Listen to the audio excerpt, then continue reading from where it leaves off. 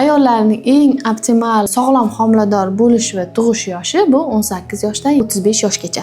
Nima uchun? Ko'pchilik ayollarda yosh o'tgan sari har xil gormonal fon buzilishi yoki somatik kasalliklar qo'shilishi yoki ayniqsa follikulalarni sifatini, ya'ni tuxum hujayralar sifatini o'zgarishi, ya'ni genetik mutatsiyalar natijasida 35 yoshdan keyin har xil kasalliklar ortilish ehtimolligi balandroq. Nima uchun ayollarda 35 yoshgacha optimal yosh deymiz?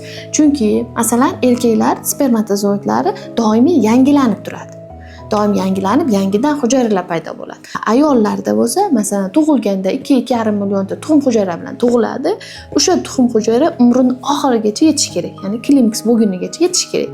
Agarda qanaqadir omillar, masalan, stresslar, nurlanishlar, har xil dorivor preparatlar yoki noto'g'ri ovqatlanishlar, har xil kimyoviy moddalar, har xil ta'sirlar natijasida bu tuxum hujayralar sifati borgan sari o'zgarib boraveradi.